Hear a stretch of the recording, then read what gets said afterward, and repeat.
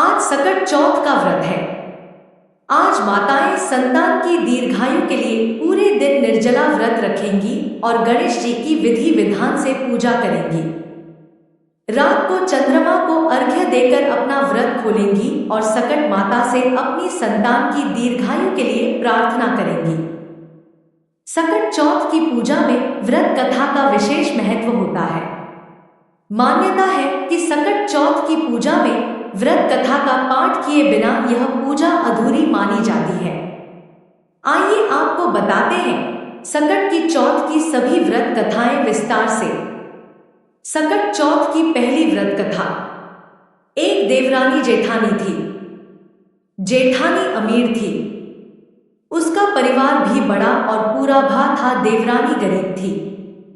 इतनी गरीब कि जेठानी की सेवा ठहर करके गुजारा करती थी।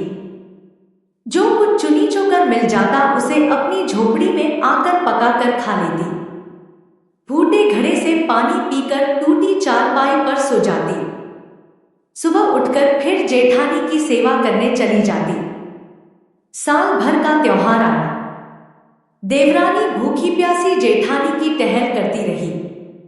रात को जब आने लगी तो और दिनों की तरह चुनी चोकर भी नहीं दिया। खाली हाथ झोपड़ी में आई। खेत से बथुआ तोड़ लाए। थोड़े से चावल के कण ढूंढकर इकट्ठे किए। कण के लड्डू बनाए। बथुआ बनाकर रख लिया। रात को सकट माता आई।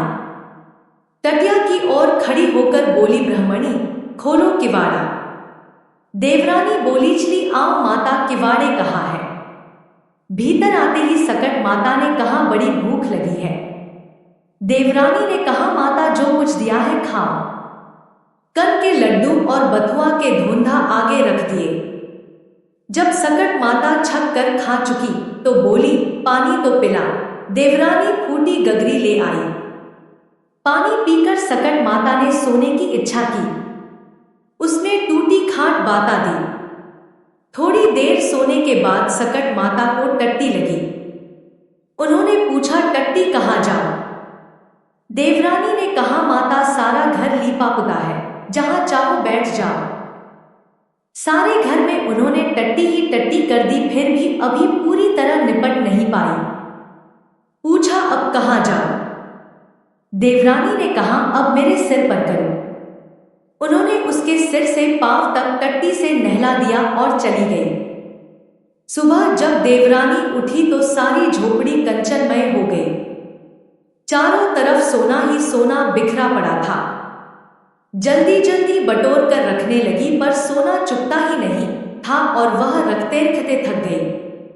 इधर जब समय से देवरानी नहीं पहुंची तो जेठानी बहुत बिगड़ने लगी।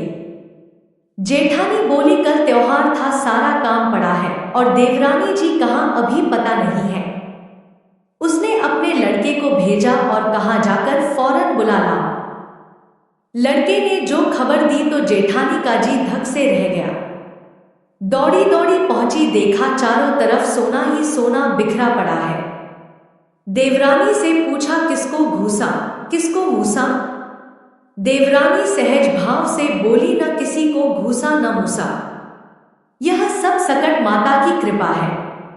जेठानी ने पूछा, ऐसी क्या सेवा की तूने जो सकट माता प्रसन्न हो गई। देवरानी बोली, मैंने तो कुछ नहीं किया, केवल कण के लड्डू और बथुआ के घोंधा दिए थे खाने को। इस प्रकार उसने सब कुछ बता दिया। जेठानी घर आई और गरीबों की तरह रहने लगी। साल भर बाद जब सकट माता का त्योहार आया तो देवरानी की भांति कनक के लड्डू बनाए और बथुआ के धोंधा बनाए। फूटी गगरी और टूटी चारपाई रख दी और सकट माता की राह देखने लगी। रात में सकट माता ने दरवाजा खटखटाया। जेठानी ने कहा, माता किवाड़े कहाँ है, टटिया खोल आ जाओ। सकट माता ने जो पिछले साल देवरानी के साथ किया था वही सब किया। जेठानी ने कहा, माता जो कुछ है खाओ पियो, तुमसे कुछ छिपा तो नहीं है। सकट माता ने खाया पिया और टांग फैलाकर सोई और आधी रात को घर तथा जेठानी को टट्टी से नहला दिया और माता चली गई। सुबह हुई, लड़के बच्चों ने देखा चारों तरफ गंदगी ही गंदगी फैली है। जेठानी भी गंदगी से नहाई निकली। चलना कठिन था, सारा घर बदबू से भर गया। उन्होंने कहा, तुमने यहाँ क्या किया? जेठानी ने खिसियाकर देवरानी को बुलाया। देवरानी आई। जेठानी ने बड़े ताने से कहा, तुमने जो कहा था वह कुछ न हुआ। देवरानी ने कहा, तुमने तो बहन गरीबी का नाटक किया था। तुम्हारे पास तो सब कुछ भरा था, इसी से सकट माता अप्रसन्न हुई। मेरी गरीबी में उन्हें दया आ गई और सब कुछ दे दिया। तुमने तो मेरी नकल की थी, इसी से ऐसा हुआ है।